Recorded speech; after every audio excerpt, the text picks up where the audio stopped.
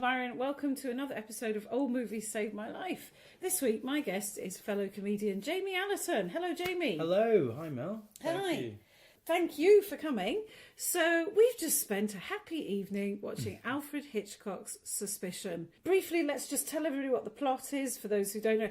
The one thing everybody... So what is the plot? The one thing everybody knows about that film, they go, oh, Suspicion, that's the one with the glass of milk in it. Even you noticed that. Yeah. What did he do with that glass of milk? Joan Fontaine, sweet, mousy little Joan Fontaine, marries rakish Cary Grant, and then the whole film is full of signals of is he going to kill her? I got to ask you outright. Do you think he was trying to kill her? I think that the whole point is that even Hitchcock doesn't know.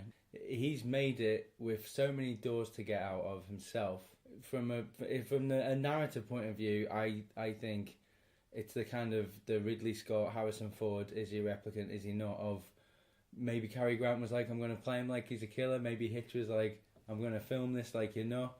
And I don't think, in my mind, I like the idea that neither of them said definitively, yes, he's a killer, no, he's not. Okay. What about you? Well, I think in terms of the playing and the directing, I think it was the other way round, because I think Cary Grant didn't want to be seen as the killer. Yeah. But I think Hitchcock, because Hitchcock was told by the studio, you can't make Cary Grant the killer. That will just, no, the audience won't wash with it. And I think Hitchcock took that and thought, oh yeah, you think that's right? And I genuinely think Cary Grant wanted to kill her. I've thought that from the first time I saw that film. Just that shot at the end where they turn the character. Yeah, the arm over is very... It's so sinister. Yeah. And also in the previous bit before that, she says, why did you want the poison? Why did you... Oh my God, you were going to kill yourself. He never says that. She says you were going to kill yourself. Yeah. So at no point does he say, well, here's the thing, Lena, I was going to top myself because... He definitely plays it as a, I've got out of jail here when she says you were going to kill yourself. And I think he was. And the source material in the book, I've not read the book before the fact, the husband is the killer, and it ends with her... Okay. It ends with her writing a letter to her mother and saying to him... can you post this for me? She drinks the milk or whatever he's supposed to, and dies. And he incriminates himself by posting her letter to her mother, in which she writes, "If you get this letter, I'm dead, and my husband's a killer." And that's where. But that was considered way too dark. Yeah, not really a feminist slant on that, is it? Well, let's look at the misogyny inherent in this film. Okay, so what was shocking is the first time they meet, he apologises for touching her leg in the dark. Maybe that's jovial, but it does set up the thing of like, is he innocent, is he guilty? Maybe he did just touch her leg innocently in the dark. Doing a train, by the way, it's not going into a tunnel. But yeah, there was a laddish culture that came about in the noughties where negging was a thing. Yeah, you mentioned this. Yeah. What is negging? Negging is, and this isn't a practice that I carry out, but... So this is the idea that, say you're talking to a girl in a club or, anywhere, if you insult them, then it kind of makes them want to be validated in your eyes. So you might say to a girl, oh, wow, that dress doesn't really work for you. And it's this skill of, and he does this. He says to her, I don't like your hair this way. Although even the intro to that scene is very weird because it just cuts to them on the hill. And he's wrestling with her in a very sexually aggressive way. I was like, "Oh, this is a rape scene, I guess." Is this a horror? Because it's Hitch, and I hadn't read up on what the film was about. I was like, "Oh, maybe it's the suspicion of was there a sexual assault or not?" And then he's saying, "Would you stop being crazy? I'm just trying to fix your hair." Yeah, so there is a level of misogyny there. Yeah, I think so. Yeah, but then because we don't know the time. Obviously, there's new layers to it now, like 80 years on nearly, yeah. But even then, would there have been people watching this like, this behaviour is very suspicious? Like, he takes her away from a party and he drags her he takes her into the car. Yeah. He gives her this nickname, Monkey Face. Monkey Face. Yeah, which is actually really insulting. Yeah, well, I noticed he tests it when they meet each other at the party. He calls her Monkey Face as the dancer, and she has this loving, doting look on her face because she's been pining after him, and then he does it again right away, and it looks to be to double check, has this worked? Can I get away with calling her this? And then the second time she goes, hello, Yeah, Johnny, yeah. in that sort of, He could have called her anything at that point, and I think that he's played that on purpose. That's like almost like a magician's, cue. Yeah. And that's, when he calls her monkey face, it's a action response thing. Even if he's not a killer, he's not a good guy. Everything points to him. I mean, her father says early on in the film, he was drummed out of some club for cheating at cards, was it? Cheating at cards, and then someone said, I'm sure they wouldn't be allowed in if he was cheating at cards, so maybe it was he did something with a woman. And then, of course, as we learn as the film progresses, that he's actually stolen money from his own cousin. And then he mentions it when they get back from honeymoon, who can I tap up for some money there? Clearly with no intention of ever paying it back. Actually, what would counter the idea of him committing suicide himself is that he doesn't seem to have an element of shame. He tells her information about him being loathsome just casually, so he'll say, I've got a letter to say I need to pay this £1,000 back, and she's like, well, why did you borrow £1,000? So we could go on a honeymoon. And he's like, I guess I'll have to just borrow some more, and he approaches it all so casually that I don't think he has any idea of so maybe shame. He's just simply an amoral individual. Yeah. Who's finessed his way through life up to now. And that is the actions of a sociopath, really, isn't he? Yeah, Cary Grant as sociopath. Now that was, I think, one of the inherent problems with that film was Cary Grant was like, not in a million years am I going to go around killing anybody. So do you not think he wanted to challenge kind of the image of himself then, or was it? It's entirely possible that he did. I mean, he that was the first time he'd worked with Hitchcock, and I think he liked working with Hitchcock. But I think his previous film to that was My Favourite Wife with Irene Dunne, which is one of the great comedies. Couldn't be more different than a man here's a man who's pined for his wife for 7 years in My Favourite Wife because he thinks she's died in a shipwreck, and she comes back and it's like, I love you, what are we going to do because I've got married again now, how are we going to work this out? And here it's just like, okay, he's zoomed in on this quite vulnerable young woman.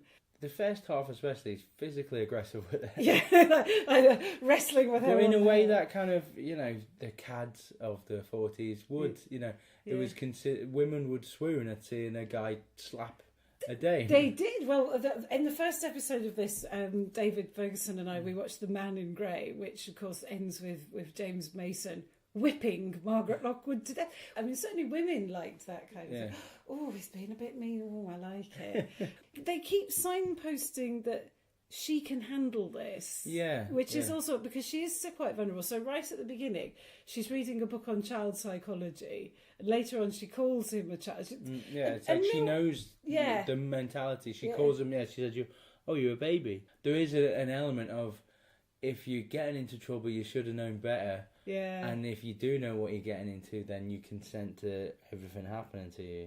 Oh, yeah, consent. There's a loaded word, isn't there? And they have that scene where he says, have you tried to not be in love with me? And she's like, Jesus, yeah. When I heard you lost your job. And then she waits for him to tell her the truth about why he lost his job. Of course, he has no idea. But there's a very early telling scene with the horse. Her horse in the hunting scene bolts and she controls it. And it's like, and his friend, the older woman, says, don't, she's out of your league. That's almost like a challenge, isn't it? Yeah. She's a nicely brought up young lady, right?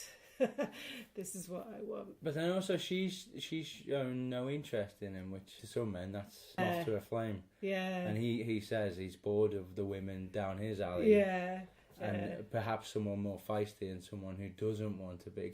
So it might be an element of like, she doesn't like me, so that's more attractive. How could anybody not like Cary Grant? It's almost like you can't separate the film from those film stars had their types, and it's hard to separate. This is a Cary Grant movie. Actually, it's not a Cary Grant movie. It's a Hitchcock movie. It's a Hitchcock movie, and Cary Grant did lots of physical comedy, and famous for the double takes and the witty lines, and not a bit of it in this. So much subterfuge. So all these old, stars of the 40s were idolised as like real men, but then when you watch them again, you're like, well, that's a bit of a scumbag move. Yeah. What a lad. Yeah, I do think they were very much different times. And I think in, the post-Weinsteinian world, I don't think that's acceptable. I mean, he makes her look a fool by fiddling with her plait and kind of sticking it on the top of her head. That's totally misogynistic. He actually goes out of his way to make her look silly. And then she announces to her parents she's going out with him. And then, as you said, he's very quickly got to a phone. Yeah, so to explain this scene, is he walks her to her house, which she doesn't seem to want him to do anyway. She overhears and the whole crux of their relationship is that she overhears a conversation of her parents saying, she'll be a spinster for life. And so she's like, well, no, I'm going to kiss Cary Grant. Just to prove you wrong. But then, after the kiss, she kind of falls in love with him. And, so she comes into the house, sits down for dinner. There's a phone call. And it's not like they had mobile phones. There's a phone call, and it's him saying, actually, I'm not going to come pick you up at 3 o'clock. Which, again, that could be seen as like a power move for a man to say, I'll take you out at this time, and then if you cancel that, then there's anticipation of, oh, well, I really want that thing to happen now. They didn't even agree that he would come and pick her up. He just went, no, I'm coming. Yeah. And she said, I've got to pay calls with my mother, which apparently is what 20-something ladies did in the 1940s. And he said, no, I'm coming to pick you up. 5 minutes later, he's like, do you know what? I'm not coming to pick you up. I mean, if it's true that something happened, you have to wonder what plans came up for him in that 5 minutes. Suddenly came up, and where was the telephone that he got to? Yeah, there wasn't. Like, that must have been the end of her road. There's just a telephone at the end. A call box. So he literally left and went, oh, damn. I've got to go and borrow some money from me. I've got another cousin. One of the best scenes in the film, I think, for me, just the way Hitchcock plays out what's going on, is when she thinks that he's murdered his friend, Beaky. So she's raced off to stop the murder. Well, there's no evidence that he's fallen off the cliff, and she comes home. It's very ominous. You hear Cary Grant whistling the kind of the main theme of the film. And she's walking in and you think she's going to accuse him. But then you see that Beaky's alive and well. And so that's twist. Twist 1 is that Beaky's alive. Yeah. And then twist 2, he says, oh, but I almost died. And you think, oh, so this is where you're going to find out that Cary Grant nearly pushed him off and Beaky must have worked it out. Yeah. And then he's like, no, I nearly fell off the cliff and Cary Grant saved my life. And or did he? And then when you see the ending, you're like, oh, well, maybe he tried to kill him. Because Beaky has died under circumstances we cannot prove that what Cary Grant says happened to Beaky in Paris, because Cary Grant claims to have been in Liverpool. And there's a very good throwaway line of he seemed to call the man Holborn or Holborn, and he calls him Old Bean throughout the film. And that's never kind of picked up. There's also one scene there's one tiny bit that I've never understood, and I must look this up. There's a bit where the policemen are leaving our house, and one of them stares at this kind of abstract photo. Yeah, and I don't know what that picture is or why it's. But you kind of feel like Hitchcock didn't waste anything. So why did that policeman look at that abstract picture? It looks sort of Picasso-esque.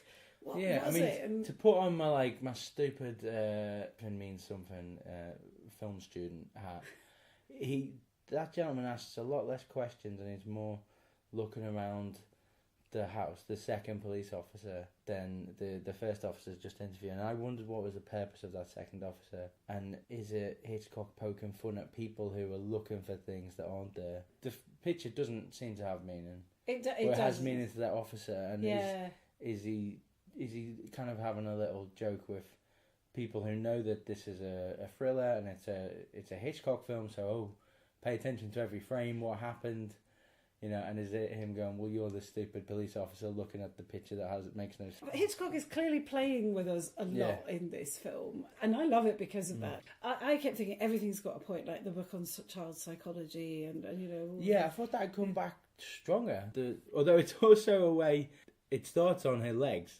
Yeah, everything starts with Joan Fontaine's legs. And it's quite a clever scene because it starts on her legs and you think, oh, I wonder if this is just because back in the 40s you were allowed to go here's a woman's legs, enjoy them. But then it stops on the book, cuts to his face, and then he carries on looking, and she's caught him looking at her legs. But she's wearing her very thick reading glasses, and of course they are a theme throughout the film, threaded through are Joan Fontaine's reading glasses. The number of times she's given something to read and is sort of fumbling about in her pocket for her glass, almost like that's showing her vulnerability. Yeah.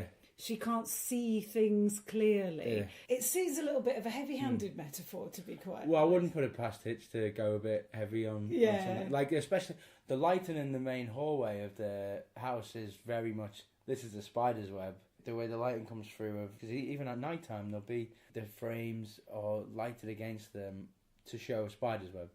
And that is very heavy-handed. Like, oh, watch out, you're getting into a trap. Yeah. The thing is, if it's made in the 40s, and then people have stolen those ideas of, visual themes of glasses suggest a vulnerability that you can't see. To modern cinema goers, you're like, oh, well, that's old hat. But in 1941, it probably wasn't. Yeah, that's a director going, I've had an idea to show something visually that will be a metaphor. People would have been like, oh, well, we're still showing trains rushing at the screen, so I don't know, what's this metaphor you're talking about? Understand the metaphor, if you don't see the metaphor, you can still enjoy the film. Yeah, it doesn't affect the film. I think your modern film goer isn't going, why was the policeman looking at the picture? You specifically said when we said, oh, let's do the podcast, some of the Hitchcocks were a gap for you. And did you? Yeah. I just assumed you meant the earlier ones like this, the sort of 1940s, It's 1930s. More that I've studied the iconic ones, but overly studied and not been able to go back. If you do a degree in film, all horror lecturers are like, oh, Psycho, you have to watch Psycho, and you need to know every frame, and you need to understand the marketing around Psycho, and you need to understand this is the first time that the protagonist is killed off halfway through. Oh, spoilers for Psycho. Because none of you will have watched it. And then when you say, oh, well, maybe we should consider the rest of his work, like, no, we should probably just look at the 3 most iconic movies. And what are the 3 most iconic? Oh, God, don't put me in there. Yeah. The 3 most iconic Hitchcock. Oh, you put me in the box. Put him in the spot now. No, so obviously, there's people listening now who are like, you idiot. It's all right. Oh, sorry, no, Vertigo, surely. Yeah, Vertigo. Yeah. And what would be the other? Is the other one Rear Window? Is it North by Northwest? Oh, I remember talking about, out of them, I'd put Rear Window at the top. Even just for that opening shot. The establishing shot of this is everything you need to know in one shot. It's so brilliantly cinematic and yet so claustrophobic. And it's him showing off as well. It is. But, it's so much, he invented so much and he did so much interesting stuff. Have you ever seen Blackmail? No. Oh, no. That's fantastic. Because Blackmail was the first British talking film. And they made it started as a silent, and then they got the opportunity to do some sound. He thought, oh, right, okay, hang on, what do we do with this? And he didn't just put some talking in, he actually played with the sound. So there's a famous scene with some woman telling the other woman about somebody having killed somebody with a knife. And all you can hear is the woman going, knife, knife. And the woman who did the killing hears this, and all she can hear is knife, and that's all we can hear as well. So already he's playing with a brand new medium. That's so crazy to think that, to compare that to, say, the revolution in 3D now. If a director had gone, okay, so I want to just bring in gentle elements of the 3D, and it's going to really emphasise this one scene in the film. Studios would be like, no, we're going to have like big green aliens and they're going to come at the screen, and that explosion, that's going to be 3D as well. Yeah. But I guess that it was a bit of an auteur generation, so Hitchcock would have just been like, I'm doing this. I think some of his early British films are amongst his best, and people don't. I'm guessing at film school you didn't even consider things like The Lady Vanishes. I did say the embarrassment that I've still not seen Rope. Everybody should watch Rope because it's an interesting experiment. with the 10-minute take, and they had sliding walls which they pulled out so the camera could keep moving. But I think the experiment overtook the drama in the end, and so it's a less good film. It's interesting enough. It's got a good cast. It's, beautiful Technicolor. It stars, among other people, Cedric Hardwicke, who played Lena's father in Suspicion. And it's really interesting, but it meant that he couldn't do, the claustrophobia and the tightness, because by definition, you're having to start literally pulling walls away to allow for movement. Do you think if Hitchcock was a modern filmmaker, so given the technology advances, and also you can have films that R-rated and PG-13, do you think he would have been a successful director now? That's really interesting. He certainly would have taken advantage of the fact that times are much more liberated, and I think he would have used it because he was interested in new developments. But I think, like a lot of people at that time, he was hampered by it, and he had to find a way around. And he was always doing that, like Notorious with the famous, you couldn't kiss for more than 3 seconds, so he finds a way of doing a 2-minute kiss. There was a sexual metaphor in this that I thought was fantastic, because it's very subtle, but when he goes at the start, when Hitchcock goes to, when Cary Grant goes to kiss her on the hill, she pulls away and then she closes her purse. Oh yes, yeah. Very clever. That's because if you're just sat watching it as a puritanical, like, I don't want to see any elements of sex, you wouldn't see that in there at all. No, that's true. And she clips it really loud as to say, there is nothing open to you, and you read. And maybe it's a case of, did his limitations make him a better director? I think that's probably true. Although, when you look at have you ever seen his film Frenzy from 1972? I've seen clips. Frenzy, I think, shows, had he been allowed to be more liberated, the rape scene and murder scene in Frenzy is actually, I can't watch it. I find it's too difficult to watch. And then you see a very close up of the dead body with her tongue hanging out. Now, 30 years before, he wouldn't have been allowed to do that. He couldn't have done that when he was making this. And does it add to the film? I don't think it does. I find it a bit cringy, and yet other people have said, oh, but it's it's wonderful, because in the rape scene, the guy keeps saying, lovely, lovely, lovely. And it's horrible. It's horrible. And we all know that, Hitch had something kind of, some undercurrent in him. And you mentioned before about the way he treated Tippi Hedren. There was definitely some kind of horrible sexual undercurrent. I think he would have let rip with that a bit more. And I think it would eventually. I think there's more to learn about Hitchcock, probably.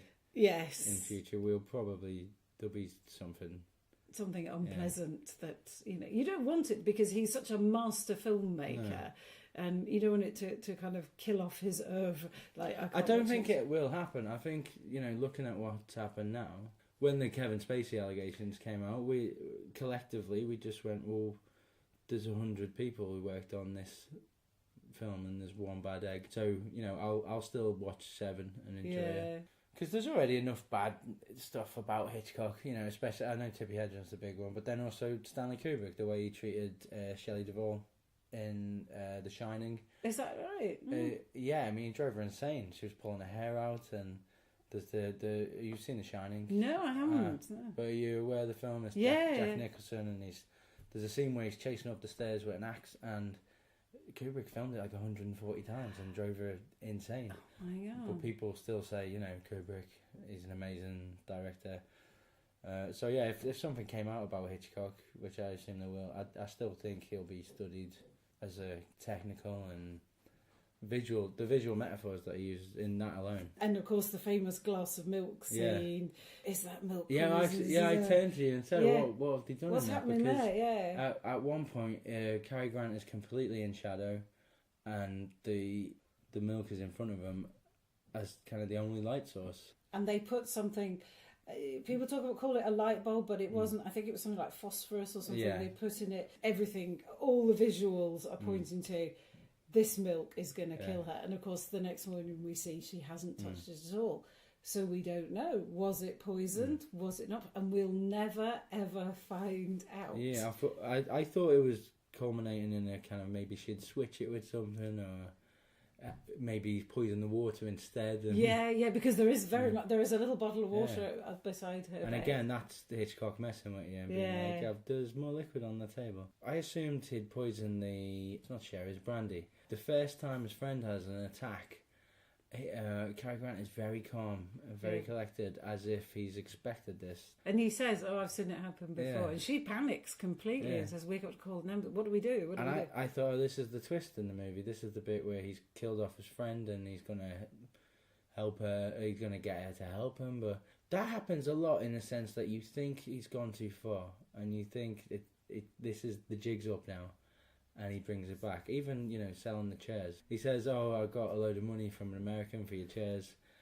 And then she sees that the chairs are just in an antique store. And you think, you got to kick off now. This is terrible what he's doing. He's lying and he's doing horse racing. And then he comes in and he buys all this stuff and he says, and I bought you back your chairs. And she's like, you're the best. You're the best ever. At that point, she goes, throws her arms around him, even though she's in floods of tears, and somehow says, what a great husband. Yeah. He's bought back the chairs that he stole and then sold to an antique shop to put all the money on a horse. Yeah. Well, again, that's mental abuse, isn't it? It is. It's coercive behaviour. And it's quite light compared to stories like Gaslighting, which that is out and out the point of the story. But it's coercive behaviour, just driving her mental. And even his friend says, go on, goad him, ask him about chairs. That scene, I wondered, it was something, I thought maybe something's going on where the people around him are colluding to make him look bad. But no, it is just that he's a terrible human being. He is a rake.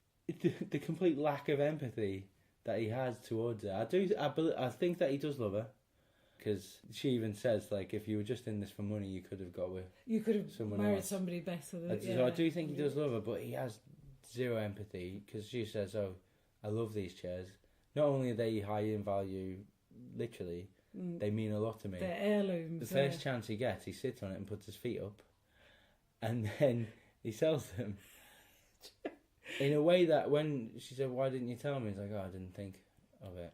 So, what we are seeing here is Cary Grant's sociopath. Yes. Yeah. It couldn't Which is my favourite Cary Grant. I always thought His Girl Friday needed just an element where he kills a homeless guy or something, and he's a complete sociopath. And that would make them back and forths a little bit crazy. Those zappy one. Supposing we do this. Supposing we commit murder. That would have been maybe a deleted scene in His Girl Friday. Maybe that's the scene that somebody will find on the cutting room floor. And you've watched North by Northwest. Yeah. In North by Northwest, he's actually not a likeable man at all. No. What do you think is the future for these characters then? Because you're of the belief that he's definitely a murderer. Whether he would go ahead and do it now that he's worked out that she knows what's going on, I don't know. But I think just that sinister arm around her back at the end, and the fact that he never says he was going to kill himself. She says it, and he doesn't even say yes. And also he doesn't. It's not a sense of, you were going to kill yourself for me to have the insurance, he was looking into untraceable poisons. Yeah. If you're going to kill yourself with an untraceable poison, maybe it's to give your family the insurance money. But she's fine. The family's wealthy. It's just that she didn't get any additional wealth because she married him. So one would assume, if he shot himself, she'd just do what she was going to do at the end of this anyway and go back to her mother. You assume would, when her mother cops it, she cops for the lot. She's an only child. So the fact that it's the untraceable poison, why would he be looking at untraceable why for would suicide? you want to kill? Yeah, exactly. Yeah. Unless maybe he wanted to frame her for his murder. This is just, it just goes on and on. The ultimate guy. The suspicion just goes on and on. That is, that is Johnny cornered. Yeah. And he's just going to fight back, even though he may or may not love Lena. Yeah. And he might. I think he has like a sociopath love. Yeah.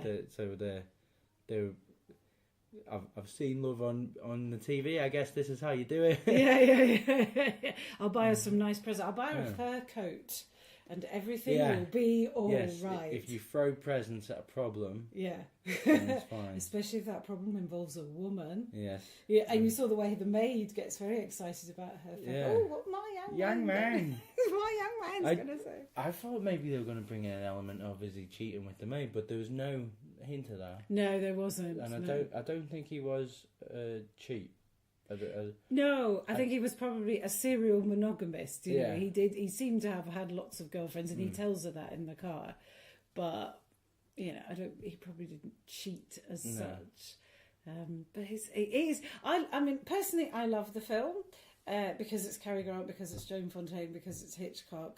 I think there's much to love in it. I don't think it's a masterpiece.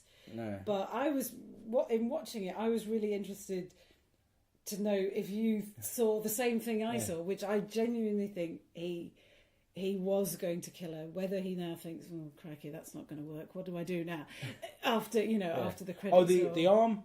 It's quite a funny when you look at how films used to end. If you said, and then they drive off in the sunset, and Cary Grant puts his arm around the girl, you can imagine the producers going, "Fantastic." That's what we want to see. Yeah. And you're not saying, and it's going to be full of like dread. And it's an ominous shot because it's him saying, "I've won," and I'm going to kill her. yeah, yeah. But it's true, and I think that's Hitchcock was saying. You know, the producers had been clear. Cary Grant didn't want to play a murderer. The producers didn't want him to play a murderer because he was such a big, light comedy star. And Hitchcock went, yeah, whatever you want. And they went, oh, look, he's putting his arm around. And I think so much is in that arm around her shoulder at the end. It's always where he's taking her to him like, ha, gotcha. But I actually think Cary Grant's doing the hardest work in this because he has to be the whole time playing it as murderer and not murderer. He's so ambivalent. Whereas we know what Lena is. Yeah. You know, Lena's character is very clearly drawn out. But Cary Grant as Johnny, he has to be ambivalent throughout. Yeah. He has to react in a way where we go, so what's happening there? Is he good or is he bad or whatever? And that's why. So we're being planted in our minds is being planted the suspicion that is implanted in Lena's mind. I think it's a fascinating film. I think it's a fascinating film. As I say, I don't think it's one of Hitchcock's great masterpieces, but I think it's a fascinating film and bears another watching because next time you'll go, oh, look what happened there. You know, it's one of those. And I love those kind of films. It's good that they refrained from having like the voice of the audience in. I assume they were going to introduce a friend of hers that would be like, "What are you doing?" And at no point is the closest to that is the parents, but they don't really get that involved. And there is no. If this was made today, because studios assume audiences are stupid, there'd be a character going, "Why are you with this guy? He did this. He did this. Let me explain the plot to the camera." Yeah, that's true. She didn't have a girl's best friend, did she? She's very much alone, actually. Yeah, she is. Other than her parents, and when her father goes, it's just her mother. Yeah, she's got those friends at the beginning where her mother says, "Oh, I thought you didn't like them." She says, "No, I absolutely loathe them, but I'm going to go to church." But she's only going to go out with them because they've got Johnny with them. Yeah, maybe that's a part of the reason why she's with him is she's alone. She's lonely, yeah. And you know, he is a glamorous, slightly dangerous character. Even if he isn't a murderer, he's still an edgy character. He's so glamorous that they wear tuxedos to play a simple word game. And she's in full evening dress and a diamond necklace. And it's I'm trying to think of the name of that game. It's where you just connect words. Anagrams. In the film they call it anagrams. So it's almost like a sort of basic Scrabble kind of thing. And with Hitchcock's most subtle moment where she spells out the word murder, and then looks at Cary Grant, and she's like, "Well, I've written murder, and I'm looking at you, so you must be a murderer." It must be a murderer. And he even says, "Add two more." Add an E and an R, and it goes to Cary Grant. He's like, "You got a murderer right there." Yeah. And then she looks and goes, "Oh my God!" And then she faints because, as we know, ladies fainted back in those days. Yeah, we don't faint these days. No. So overall, would you recommend this film if somebody said, "Oh, what could I watch a film?" It'd be the audience. If it was someone who loved cinema, then I'd say yes, absolutely. But if it was just a kind of casual Tuesday night, then I don't think I would. I'd probably choose something else from his one of the classics. So, Jamie, thank you very, very much for your time. So, we're going to recommend this film. So, before we go, Jamie, tell us what you're up to comedically. Where can we see you? What's you can see me at the Brighton Fringe Comedy Festival, because I am one of them comedian people. I am in a mixed bill called Third Wheel with my good friends Michael Ash and Catherine Mather. You can find us on Facebook under Third Wheel.